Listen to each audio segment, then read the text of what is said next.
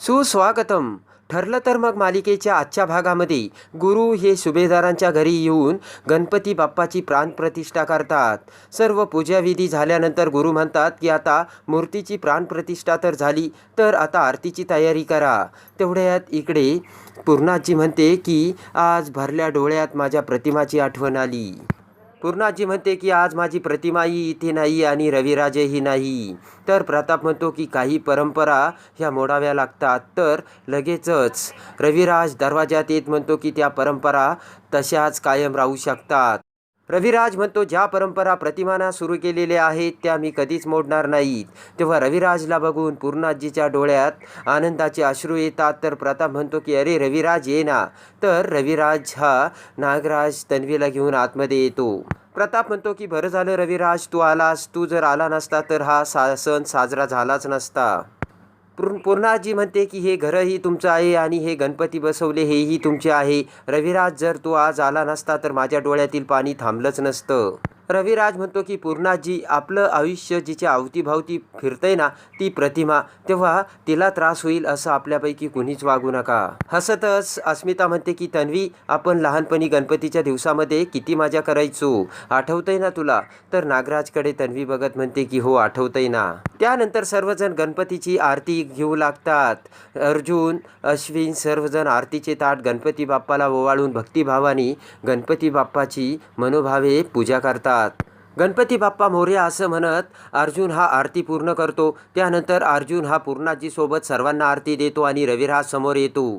तेव्हा अर्जुनकडे बघत रविराज त्याच्या दोन्ही हाताने ती आरती घेऊन ते हात अर्जुनच्या गालाला लावतो. तेव्हा अर्जुन सोबत सर्वजण अवाक होऊन रविराजकडे बघू लागतात. लहानपणी अर्जुन जेव्हा आरती घेत असतो ज्यावेळेस रविराज समोर आरती येते त्यावेळेस रविराजांनी सुद्धा असेच लहानपणी अर्जुनच्या तोंडाला हात लावलेले असतात. ते क्षण आता अर्जुन आणि रविराजला आठवतात. लहानपणी अर्जुनला आरती दिल्यानंतर प्रतिमा कशी खुश झालेली असते हे देखील आता सर्वांच्या डोळ्यासमोर येतं. आणि आरती देताच रविराज हा आरतीसमोर आणि अर्जुनसमोर हात जोडतो. तेव्हा मात्र सर्वांना मोठा धक्का बसतो. त्यानंतर इकडे रविराज हा पूर्णाजी शेजारी सोप्यावर बसतो आणि म्हणतो की पूर्णाजी मला तुला एक महत्त्वाची बातमी सांगायची. प्रतिमा ही पनवेलमध्ये आहे याची आता खात्री झाली. ते ऐकून पूर्णाजीला मोठा आनंद होतो. पूर्णाजी म्हणते की मागच्या वेळेस तुम्हाला काही संकेत मिळाले होते म्हणून. तर रविराज म्हणतो की यावेळेस नक्की खात्री झालेली आहे. रविराज म्हणतो की प्रतिमा आपल्या अवतीभवती जिथे राहते आणि ते 3 लोकांनी बघितलंय त्यापैकी एक म्हणजे आपली ही सुमन. तेव्हा सर्वजण सुमनकडे बघू लागतात. तर कल्पना म्हणते की काय बोलते सुमन. तर हसून सुमन मान हलवते. सुमन म्हणते की जन्माष्टमीच्या रात्री मला मार्केटमध्ये प्रतिमा दिसल्या होत्या, त्यांचं माझ्याकडे लक्ष नव्हतं आणि मी जाईपर्यंत त्या निघून गेल्या होत्या, पण त्या प्रतिमा वहिनीच होत्या हे नक्की बरं का. ते ऐकून पूर्णाजी म्हणते की परमेश्वरा, प्रतिमा हे शब्द ऐकण्यासाठी माझं मन किती आतुर झालं होतं. आणि हात जोडतच पूर्णाजी गणपती बाप्पाला नमस्कार करते. प्रताप म्हणतो की रविराज काहीही करून प्रतिमाला शोध आणि घरी घेऊन ये पहिलं. तर रविराज म्हणतो की त्यामुळेच घरच्या गणपतीला अगोदर मी प्रार्थना करायला आलोय. कल्पना म्हणते की आपण सर्व प्रतिमा आत्यासाठी प्रार्थना करू. तर सर्वजण गणपती बाप्पासमोर हात जोडतात. तेव्हा नागराज म्हणतो की इथे फार फालतू इमोशनल ड्रामा चालतोय म्हणूनच मला इथे यायला आवडत नाही. तर राकेश म्हणतो माझा तर फुल टाइमपास होतोय पप्पा. इकडे सायली गणपती बाप्पाला हात जोडून म्हणते की गणपती बाप्पा प्रतिमा आत्याला लवकर घरी आण आणि पूर्ण आजी रविराजांची ही इच्छा तू लवकर कंप्लीट कर. त्यानंतर सर्वजण जेवण करतात. तर नागराज म्हणतो की कल्पना वहिनी जेवण अगदी अप्रतिम झालं होतं, खाऊन मी अगदी तृप्त झालो. राकेश म्हणतो मोदकसुद्धा अगदी छान झाले होते. हसतच कल्पना म्हणते की आमच्या सायलीच्या हातामध्ये आहेच तशी जादू. तर सर्वजण खाली माना घालतात. तर रविराज म्हणतो की नागराज चल आता निघू आपण. पूर्णाजी म्हणते की रविराज दरवर्षी तुम्ही विसर्जन होईपर्यंत थांबता, तेव्हा आजही थांबा. रविराज म्हणतो की नाही पूर्णाजी, काही गोष्टी आता हाताच्या बाहेर निसटून गेल्यात आणि त्या निसटून गेलेल्या गोष्टीला धरून बसणं हा अट्टहास कशाला. तर इकडे तन्वी ही अस्मिताच्या कानात म्हणते की बाबा थांबणार नाही म्हणजे नाही, ते काही ऐकणार नाहीत. तर हळूच अस्मिता पूर्णाजीच्या कानात म्हणते की अगं पूर्णाई, तन्वीला इथे थांबायची खूप इच्छा आहे ना. पण बघ ना, तिचे बाबा काही थांबायला तयार नाहीत. तर प्रताप म्हणतो की रविराज, आता सोड, हे सगळं झालं गेलं, गंगेला मिळालं असं म्हणून सर्व सोडून दे. तर कल्पनासुद्धा रविराजला समजावू लागते. तेव्हा रविराज म्हणतो की तुम्ही आग्रह करू नका, मी दर्शनासाठी आलो होतो, दर्शन घेतलं, आता मी जातो. रविराज म्हणतो की नागराज चल. तर नागराज जाण्यासाठी उठून उभा राहतो. तर पूर्णाजीच्या डोळ्यात चटकन पाणी येते. तेव्हा हात जोडतच सायली म्हणते की बाप्पा, मला पूर्णाजीच्या डोळ्यातील पाणी बघवत नाहीये. तर सर्वांना हात जोडून रविराज म्हणतो की येतो पूर्णाई, आणि रविराज जाऊ लागतो. तेवढ्यात इकडे पूर्णाजीच्या छातीत कळ निघल्यासारखं पूर्णाजी करून पाठीमागे मान टाकते आणि जोरजोराने ओरडू लागते. तेव्हा सर्वजण घाबरतात आणि म्हणतात की पूर्णाजी, काय होतंय? तर अर्जुन हा पूर्णाजीचा गनिमी कावा ओळखतो. पूर्णाजीने नाटक केल्याचे आता अर्जुनच्या समोर आलेले असते. तर इकडे गडबडीत अस्मिता म्हणते की अगं पाणी आण, पाणी आण. तर अश्विन म्हणतो की तुम्ही सगळे मागे व्हा, मी बघतो. तर सुमन म्हणते की ॲम्ब्युलन्स बोलवा ना.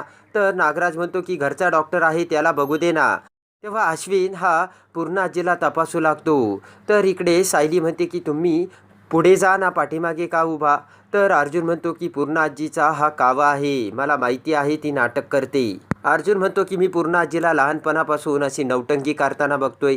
तिला जेव्हा एखादी गोष्ट हवी असते ना, ती मिळवण्यासाठी अशी नौटंकी करते. तेव्हा सायली म्हणते की म्हणजे पूर्णाजी नाटक करतायत? तर अर्जुन म्हणतो की हो.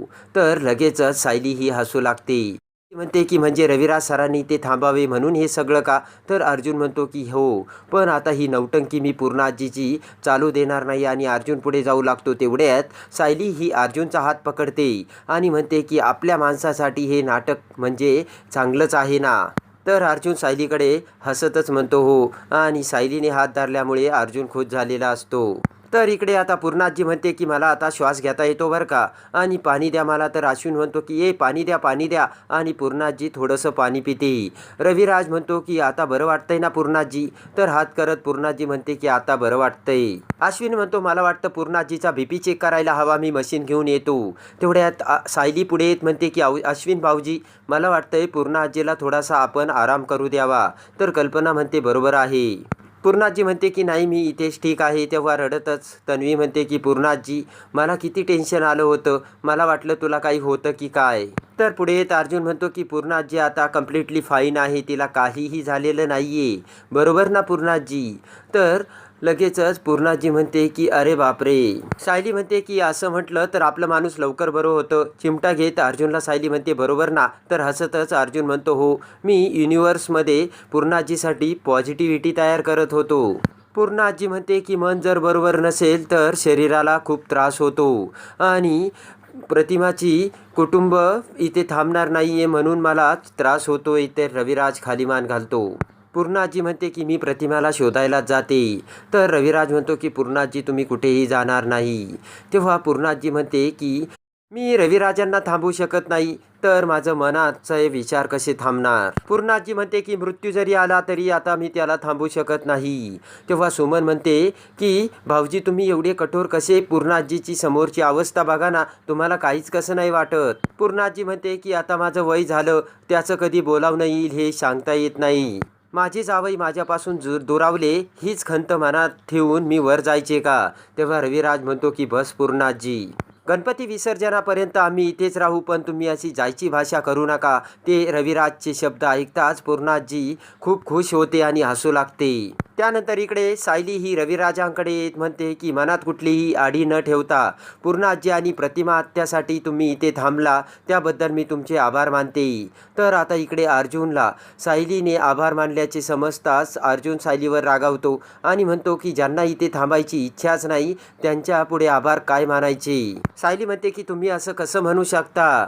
पूर्णाजीच्या प्रेमासाठी फक्त राग विसरून इथं थांबणारा माणूस म्हणजे रविराज सर आहेत, तेव्हा तुम्ही त्यांच्याविषयी असं कसं बोलू शकता? असे म्हणत सायली निघून जाते. तर सायलीकडे बघत अर्जुन विचार करतो की कुठलीही अपेक्षा न ठेवता प्रेम करणं फक्त तुमच्याकडूनच शिकावं मिस सायली, कारण तुम्हाला माणसाकडे माणूस म्हणून बघता येतं मिस सायली. अर्जुन म्हणतो की तुमच्या इतकं स्वच्छ मनाचं मी दुसरं कोणीच बघितलं नाही. तेव्हा आता स्वच्छ मनाची सायली ही अर्जुन समोर आलेली असते आणि रविराज हे घरी थांबल्यामुळे रविराजांचे मनापासून आभार मानत अर्जुन आणि सायलीचे एकमेकांवरचे प्रेम हे समोर आलेले असते. तेव्हा आता प्रतिमा कशी सुभेदारांच्या घरी येते आणि सायली ही पूर्णाजीसमोर प्रतिमाची कशी भेट घडवते हे बघण्यासाठी आणि ठरलं तर मग मालिकेच्या डेली अपडेटसाठी आपल्या चॅनलला लाईक करा, सबस्क्राईब करा.